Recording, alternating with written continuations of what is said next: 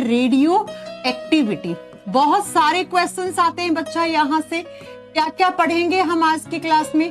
Radio activity होती क्या है, रेडियो एक्टिव सब्सटेंसेस कौन कौन से होते हैं, और उसके बाद हम पढ़ेंगे इसकी डिस्कवरी किसने की, इसके यूनिट किसने दी थी, और रेडियो एक्टिव जो आइसोटोप्स होते हैं उनके क्या क्या यूजेस हैं। देखे है ना प्रीवियस ईयर के पेपर में क्वेश्चंस, कोबाल्ट 60 का यूज क्या है, फास्फोरस 32 का यूज क्या है, सोडियम 24 का क्या यूज है, ऐसे आपने प्रीवियस ईयर के क्वेश्चंस में देखे होंगे।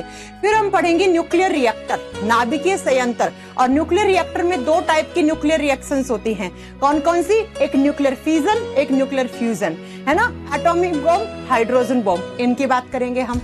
तो पूरा 2 या 3 क्लास लगेंगी इस चैप्टर को पढ़ने में, लेकिन बच्चा जब ये चैप्टर पढ़ लेंगे तो आपके सारे क्वेश्चंस क्लियर हो जाएंगे। ओके, स्टार्ट करें फिर आज की क्लास का first question, first point, radio activity.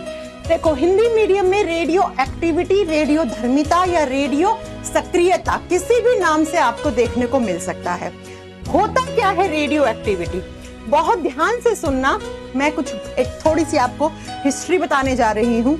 एक साइंटिस्ट है बच्चा एच बैक्यूरल करके, आप सिर्फ बैक्यूरल याद करो।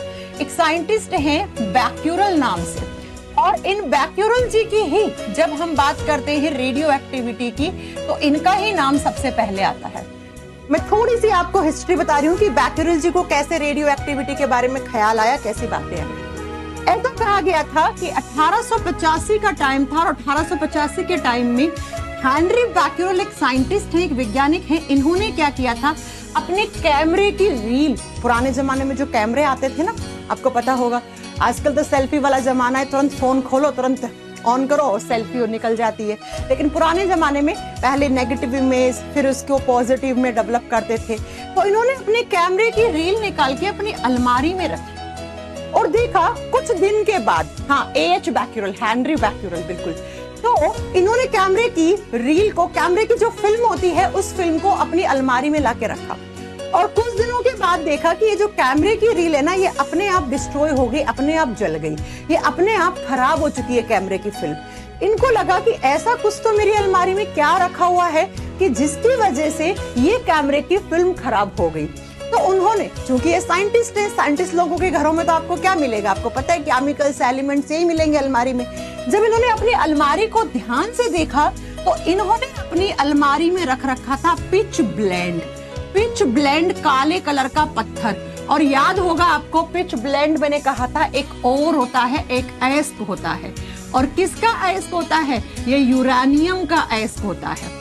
तो यूरेनियम को हम जहां से एक्सट्रैक्ट करते हैं, जहां से उसका निष्कर्षण करते हैं, उसी को ही तो हम और अयस्क बना देते हैं।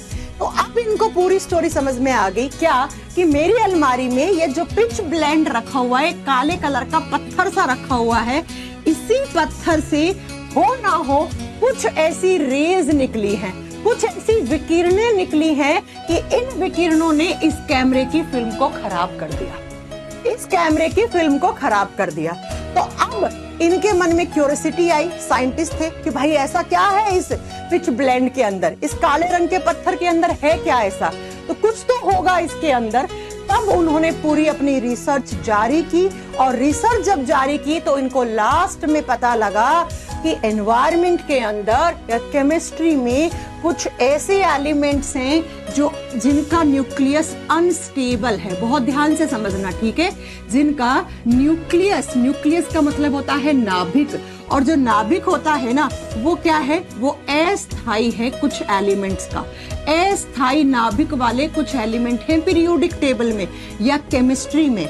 और ये जो अनस्टेबल न्यूक्लियस है ना किसी भी एलिमेंट का, इस अनस्टेबल न्यूक्लियस का स्पॉन्टेनियसली डिसइंटीग्रेशन होता है, यानी कि इसका न्यूक्लियस अपने आप डिसइंटीग्रेट होता है, अपने आप टूटता है।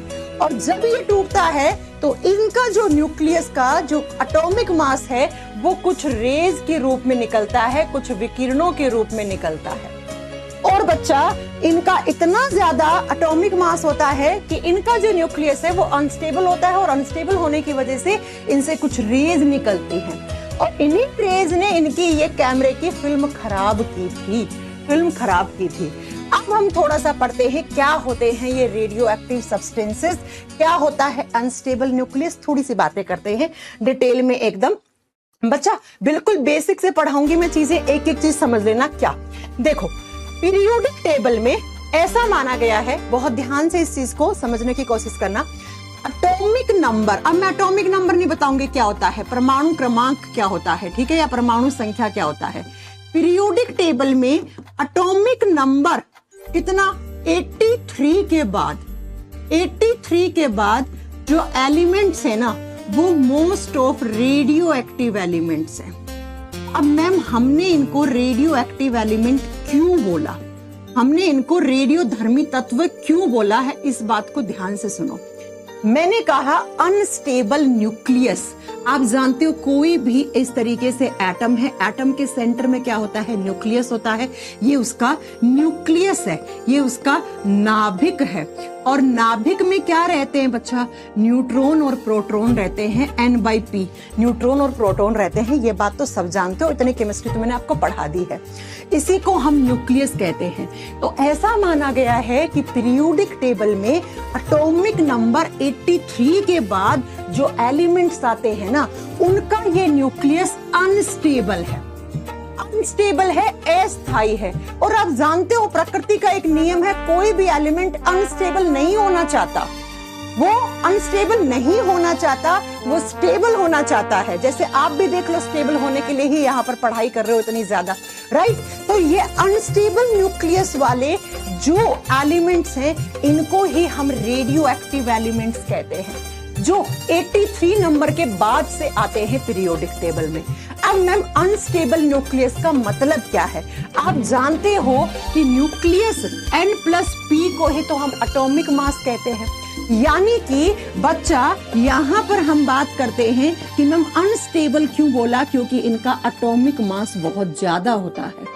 इनका एटॉमिक मास का मतलब द्रव्यमान संख्या ज्यादा होती है। और ये जो एलिमेंट्स है ना, इनका जो एटॉमिक मास होता है, ये ज्यादा होने की वजह से ही इनका न्यूक्लियस अनस्टेबल है, अस्थायी है। इनका एटॉमिक मास ज्यादा है, N/P का रेशो ज्यादा है, जिसकी वजह से ये अनस्टेबल हो गए हैं। इनका परमाणु भार, परमाणु द्रव्यमान संख्या ज्यादा है, और ज्यादा होने की वजह से इनका ये न्यूक्लियस जो है ये अनस्टेबल है, ये अस्थायी है। अब ये स्टेबल होने के लिए इनका न्यूक्लियस अपने आप टूटता रहता है, स्पॉन्टेनियसली डिसइंटीग्रेट होता रहता है। और स्पॉन्टेनियस डिसइंटीग्रेशन का मतलब होता है अपने आप टूटता रहता है। और कुछ इनका एटॉमिक मास जो है ना, वो रेज के रूप में एमिट हो जाता है। और अब क्या होगा, जब ऐसा कोई भी अनस्टेबल न्यूक्लियस एलिमेंट है जिसमें से बहुत सारी इस तरीके से रेज निकल गई, यानी कि एटॉमिक मास जो है वो एनर्जी के रूप में बाहर निकल गया। अब कुछ दिनों के बाद जब इसका एटॉमिक मास कम हो जाएगा, क्यों हो जाएगा, क्योंकि रेज के रूप में बाहर निकल गया, एनर्जी के रूप में एमिट हो गया, तो अब जो एलिमेंट बनेगा वो स्टेबल एलिमेंट बनेगा, यानी कि इसका न्यूक्लियस स्थायी होगा।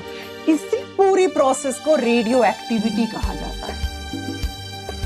क्या होता है, फिर से लास्टली सुन लो, फिर मैं लिखवाती हूँ होता क्या है रेडियो एक्टिविटी। मैम आवर्त सारणी में 83 नंबर परमाणु क्रमांक के बाद के तत्वों को हम रेडियो धर्मी तत्व कहते हैं, रेडियो एक्टिव एलिमेंट कहते हैं।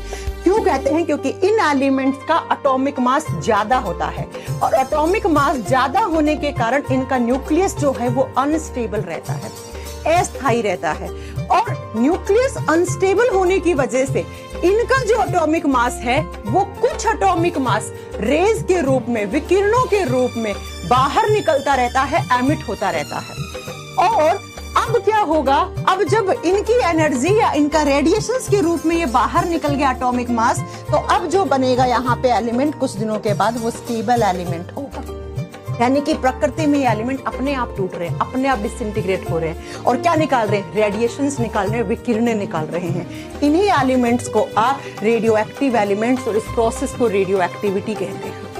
और यही यूरानियम रखा हुआ था हेनरी बैक्यूरेल की अलमारी में, जिसकी वजह से उनकी फिल्म खराब हो गई थी, क्योंकि यहाँ से ये जो रेडिएशंस निकली थी ना, ये विकिरणें निकली थी ना, इन्होंने ही उस फिल्म को खराब कर दिया था।